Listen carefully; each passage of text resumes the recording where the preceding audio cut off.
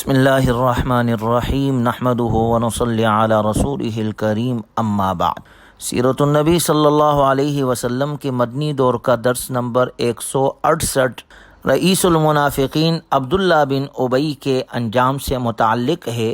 جب رسول اللہ صلی اللہ علیہ وسلم غزوہ تبوک کے لیے روانہ ہوئے تو منافقوں کا یہ سردار عبداللہ بن ابی اپنے جماعت کے ساتھ مدینہ منورہ میں بیٹھا رہا اور دوسرے لوگوں کو ورغلاتا رہا اور رسول اللہ صلی اللہ علیہ وسلم کے مقابلے میں ڈٹا رہا، یہاں تک کہ اس نے اپنے زندگی کے آخری ایام بھی اسلام دشمنی ہی میں غارت کیے۔ رسول اللہ صلی اللہ علیہ وسلم جب سفر تبوک سے واپس تشریف لائے تو آپ علیہ الصلوۃ والسلام کو پتہ چلا کہ رئیس المنافقین عبداللہ بن ابی بیمار ہے۔ آپ صلی اللہ علیہ وسلم اس کی تیمارداری کے لیے تشریف لے گئے۔ ایک طرف یہ بدکردار تھا جو اپنے کالے کرتوتوں سے باز ہی نہیں آتا تھا، تو دوسری طرف رحمت عالم صلی اللہ علیہ وسلم بھی اپنی لامتناہی شفقت اور رحمت کی انتہا کیے ہوئے تھے۔ آپ علیہ الصلوۃ والسلام اپنے دشمنوں کو بھی سینے سے لگانے کے لیے بےتاب رہتے تھے تاکہ وہ حق اور صداقت کے سیدھے اور سچے راستے پر چل پڑے، مگر بدقسمت عبداللہ بن ابی آخری وقت تک راہ راست پر نہ آیا۔ اللہ کا نظام ہے، جب ایمان دل کی گہرائیوں میں اترتا ہے تو انسان کو دنیا اور آخرت میں اللہ کی نعمتوں سے سرفراز کرتا ہے، جبکہ شک و شبے کی بیماری دل کا روگ ہے۔ دنیاوی جاہ و مال کی محبت دل کو بیمار اور انسان کی دنیا اور آخرت تباہ کر دیتی ہے۔ نفاق بھی ایسی ہی بیماری ہے جو انسان کو برباد کر دیتی ہے۔ عبداللہ بن ابی رئیس المنافقین یہ بظاہراً عقل مند، ذہین اور مدبر سردار تھا، مگر اہل مدینہ کی سرداری چھن جانے کا غم اسے لے ڈوبا۔ اس نے بظاہراً کلمہ بھی پڑھا، مگر حسد اور بغض کے ساتھ ساتھ نفاق کی بیماری اس کے رگ میں اتر گئی اور وہ ساری زندگی نفاق کے ساتھ زندگی گزارتا رہا اور وہ زندگی بھر رسول اللہ صلی اللہ علیہ وسلم کے خلاف ڈٹا رہا، سازشوں کے جال بناتا اور گمراہوں کی سرپرستی کرتا۔ اس نے اپنی دنیا بھی برباد کر دی اور آخرت کے لیے بھی رسوائی کے سوا کچھ جمع نہ کر سکا۔ جب یہ بیمار ہوا تو آپ علیہ الصلوۃ والسلام برابر اس کی تیمارداری کرتے رہے۔ یہ 20 دن تک مسلسل بیمار رہا۔ آپ علیہ الصلوۃ والسلام اس کی خبر لیتے رہے۔ ایک دن آپ علیہ الصلوۃ والسلام اس کی خیریت دریافت کرنے پہنچے تو اس کی حالت بہت خراب تھی۔ آپ صلی اللہ علیہ وسلم نے فرمایا، اما واللہ ان کنت لانہاک عن حب الیہود، اللہ کی قسم میں نے تجھے یہود کی محبت سے منع کیا تھا۔ آپ صلی اللہ علیہ وسلم کا ارشاد سن کر وہ بدنصیب کہنے لگا کہ اسعد بن زرارہ نے یہودیوں سے بغض رکھا تو اسے کیا فائدہ ہوا؟ حالانکہ اسعد بن زرارہ رضی اللہ عنہ ایک مخلص صحابی تھے، وہ بیعت عقبہ میں قبول اسلام سے سرفراز ہونے والے خوش نصیبوں میں شامل تھے اور بنو نجار کے نقیب تھے، غزوہ بدر سے قبل وفات پا گئے تھے۔ پھر عبداللہ بن ابی یہ رئیس المنافقین کہنے لگا، اے اللہ کے رسول، یہ ملامت کا وقت نہیں، اب میری موت کا وقت قریب ہے، اگر میں فوت ہو جاؤں تو آپ میرے غسل کے وقت موجود رہیے گا اور مجھے اپنی قمیص عطا فرمائیے گا، میں اسے اپنا کفن بنانا چاہتا ہوں۔ آپ نے اسے اپنی قمیص مبارک دینے کا وعدہ کر لیا۔ اس نے مزید التجا کی کہ میرے لیے استغفار کیجیے اور میری نماز جنازہ پڑھائیے۔ حافظ ابن حجر رحمہ اللہ فرماتے ہیں کہ اس نے نماز پڑھانے کی التجا اس لیے کی کہ وہ اپنے خاندان کو عار سے بچا سکے۔ اگر آپ اس کی نماز جنازہ نہ پڑھاتے تو سارے خاندان کی بے عزتی ہوتی اور وہ شرمسار ہوتے۔ جب عبداللہ بن ابی رئیس المنافقین فوت ہو گیا تو اس کے سعادت مند بیٹے عبداللہ رضی اللہ عنہ حاضر خدمت ہوئے اور یہ سچے ایماندار صحابی رسول تھے۔ انہوں نے عرض کی، اے اللہ کے رسول، میرے والد کا جنازہ پڑھا دیجیے اور اس کے کفن کے لیے اپنی قمیص عطا فرمائیے۔ آپ صلی اللہ علیہ وسلم نے ان کی یہ خواہش پوری کر دی۔ صحیح بخاری میں حضرت عمر رضی اللہ عنہ سے روایت ہے کہ انہوں نے کہا، جب عبداللہ بن ابی رئیس المنافقین مرا تو اس کا جنازہ پڑھانے کے لیے رسول اللہ صلی اللہ علیہ وسلم سے درخواست کی گئی۔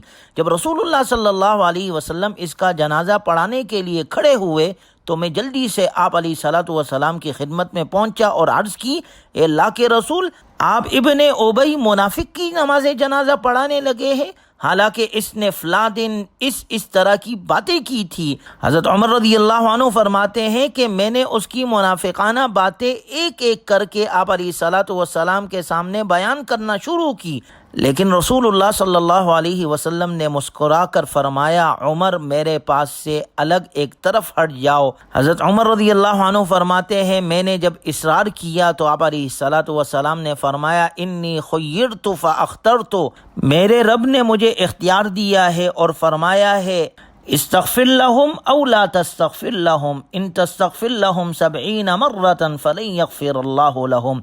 اے نبی، آپ ان کے لیے بخشش مانگے یا نہ مانگے برابر ہے، اگر آپ ان کے لیے 70 بار بھی بخشش مانگیں گے تو بھی اللہ انہیں نہیں بخشے گا۔ یہ اس لیے ذالک بانہم کفروا باللہ ورسولہ، کہ انہوں نے اللہ اور اس کے رسول کے ساتھ کفر کیا ہے، واللہ لا یہدی القوم الفاسقین، اور اللہ نافرمان لوگوں کو ہدایت نہیں دیتا۔ اور آج میں اس کے لیے 70 دفعہ سے بھی زیادہ مغفرت کی دعا کروں گا۔ آپ صلی اللہ علیہ وسلم نے فرمایا، مجھے اختیار دیا گیا ہے، اس لیے میں اپنے اختیار کو استعمال کر رہا ہوں۔ اگر مجھے یہ معلوم ہو جائے کہ 70 مرتبہ سے زیادہ استغفار کرنے سے اس کی مغفرت ہو جائے گی تو میں اس کے لیے 70 مرتبہ سے زیادہ مغفرت طلب کروں گا۔ بالآخر رسول اللہ صلی اللہ علیہ وسلم نے اس کی نماز جنازہ پڑھائی اور واپس تشریف لے آئے۔ ابھی تھوڑی ہی دیر ہوئی تھی کہ سورہ براءت کی یہ آیت مبارکہ نازل ہوئی، وَلَا تُصَلِّ عَلَىٰ أَحَدٍ مِّنْهُمْ مَاتَ أَبَدًا وَلَا تَقُمْ عَلَىٰ قَبْرِهِ إِنَّهُمْ كَفَرُوا بِاللَّهِ وَرَسُولِهِ وَمَاتُوا وَهُمْ فَاسِقُونَ۔ اے نبی، ان میں سے کوئی مر جائے تو آپ اس کی نماز جنازہ نہ پڑھے اور نہ اس کی قبر پر کھڑے ہو، بے شک یہ اللہ اور اس کے رسول کے منکر ہے اور مرتے دم تک یہ بدکار اور بے اطاعت ہی رہے۔ رسول اللہ صلی اللہ علیہ وسلم نے اس کے ظاہراً مسلمان ہونے کو دیکھتے ہوئے اس کی نماز جنازہ پڑھی، اور یہ بھی کہ اس کا بیٹا عبداللہ رضی اللہ عنہ جلیل القدر صحابی تھے اور اس کی تکریم بھی مقصود تھی۔ اس نے غزوہ بنو مستلق کے موقع پر اپنے باپ کی بدگوئی پر اسے قتل کرنے کی اجازت بھی چاہی تھی، اور اس میں ایک اور بھی مصلحت تھی، یعنی اس کی قوم اور دیگر طرفداروں کی تالیف قلبی بھی مقصود تھی۔ منافقین کا ایک بڑا گروہ اس کا طرفدار و حمایتی تھا۔ اس بہترین سلوک سے توقع تھی کہ وہ متاثر ہوں گے اور اپنے نفاق سے باز آ جائیں گے۔ اگر رسول اللہ صلی اللہ علیہ وسلم ممانعت سے پہلے ہی نماز جنازہ نہ پڑھاتے اور اس کے بیٹے کی فرمائش قبول نہ کرتے تو یہ امر اس کے بیٹے اور قوم کے لیے عار کا باعث ہوتا۔ چنانچہ آپ علیہ الصلوۃ والسلام نے 2 امور میں سے بہتر کو اختیار کیا، تاکہ صراحتاً اس سے روکا گیا تو رک گئے۔ چنانچہ اس موقع پر منافقین کا گروہ اپنے سردار پر مٹی ڈال رہا تھا اور لوگ ساتھ ساتھ اس کی جدائیگی میں روتے بھی جا رہے تھے، اپنے سروں پر مٹی ڈال رہے تھے اور کہہ رہے تھے، اے کاش تمہاری جگہ ہمیں موت آ جاتی۔ ابھی رسول اللہ صلی اللہ علیہ وسلم قبرستان ہی میں تھے کہ اللہ تعالیٰ نے مستقبل کے لیے نئے احکام جاری کر دیے اور منافقوں کی نماز جنازہ پڑھانے پر پابندی لگا دی، اور ارشاد ہوا، وَلَا تُصَلِّ عَلَىٰ أَحَدٍ مِّنْهُمْ مَاتَ أَبَدًا وَلَا تَقُمْ عَلَىٰ قَبْرِهِ۔ اے نبی، ان میں سے جو مر جائے آپ اس کی نماز جنازہ ہرگز نہ پڑھے اور نہ کبھی اس کی قبر پر کھڑے ہو۔ إِنَّهُمْ كَفَرُوا بِاللَّهِ وَرَسُولِهِ وَمَاتُوا وَهُمْ فَاسِقُونَ۔ بے شک انہوں نے اللہ اور اس کے رسول کے ساتھ کفر کیا اور وہ حالت فسق میں مرے۔ وَلَا تُعْجِبْكَ أَمْوَالُهُمْ وَأَوْلَادُهُمْ، اور اے نبی ان کے مال اور ان کی اولاد آپ کو حیرت میں نہ ڈالے۔ انما یرید اللہ ان یعذبہم بہا فی الدنیا وتزہق انفسہم وہم کافرون۔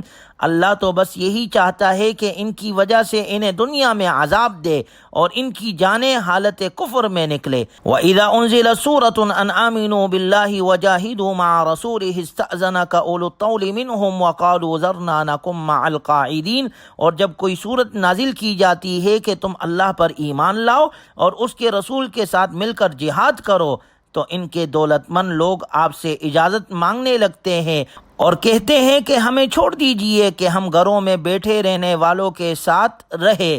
رضوا بأن يكونوا مع الخوالف وطبع على قلوبهم فهم لا يفقهون، وہ اس بات پر راضی ہو گئے ہیں کہ پیچھے رہنے والی عورتوں کے ساتھ رہے اور ان کے دلوں پر مہر لگا دی گئی ہے، لہٰذا وہ نہیں سمجھتے۔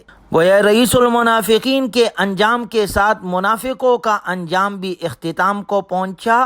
رئیس المنافقین عبداللہ بن ابی کی موت کے ساتھ ہی نفاق کی تحریک دم توڑ گئی، چنانچہ سن 9 ہجری میں اہل نفاق کا صفایہ ہو گیا، اسلام کو استحکام حاصل ہوا اور اسلام پورے عرب پر غالب آ گیا۔ اس موقع پر بعض نے اس بات کا بھی ذکر کیا ہے کہ رسول اللہ صلی اللہ علیہ وسلم نے اس منافق کو اپنی قمیص کیوں عطا کی؟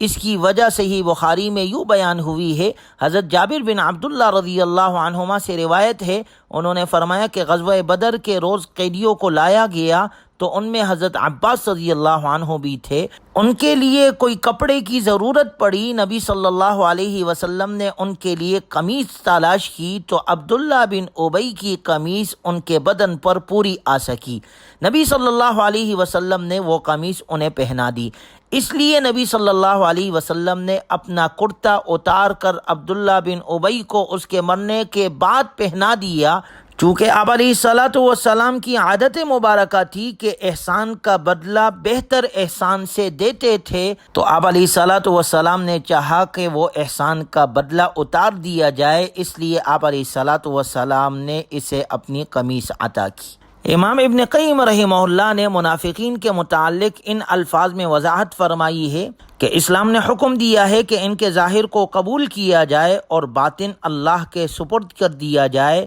ان سے یقین اور حجت کے ساتھ جہاد کیا جائے، ان سے پہلو تہی برتتے ہوئے دلوں تک رسائی رکھنے والی نصیحت کی جائے، ان کے جنازے نہ پڑھے جائے، دعائے مغفرت نہ کی جائے، کیونکہ رب ذوالجلال انہیں ہرگز معاف نہیں کرے گا۔ منافقین کے متعلق اس طرح کے احکام سورہ توبہ کی روشنی میں ہے۔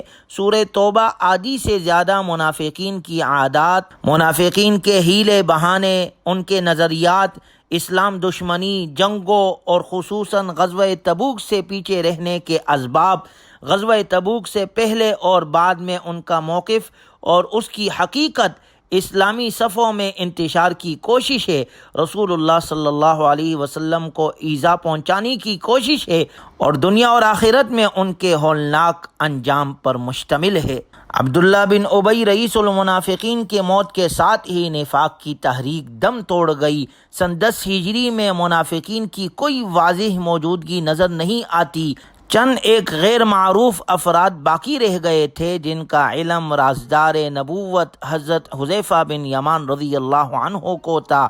اس کے بعد جب کسی شخص کے حوالے سے صورتحال واضح نہ ہوتی تو حضرت عمر رضی اللہ عنہ صرف اس شخص کا جنازہ پڑھتے تھے جس کا جنازہ حضرت حذیفہ بن یمان رضی اللہ تعالی عنہ پڑھتے۔ گویا سن 9 ہجری میں رئیس المنافقین کے انتقال کے بعد تحریک نفاق کا صفایہ ہو گیا، منافقین کی تحریک دم توڑ گئی، اسلام کو استحکام حاصل ہوا اور اسلام پورے عرب پر غالب آ گیا۔ اللہ تبارک و تعالی ہمیں ہر قسم کے نفاق سے اور منافقین کی صفات سے اللہ ہماری حفاظت فرمائے۔ آپ علیہ الصلاۃ والسلام نے فرمایا منافق کی 3 نشانیاں ہیں، اذا حدث کذب واذا وعد خلف واذا اؤتمن خان، جب وہ بات کرے تو جھوٹ بولے، جب وعدہ کرے تو وعدہ خلافی کرے، اور جب اس کے پاس امانت رکھوائی جائے تو امانت میں خیانت کرے۔ اللہ ہم میں ایمان والوں کی صفات پیدا فرمائے اور نفاق سے ہمیں محفوظ فرمائے۔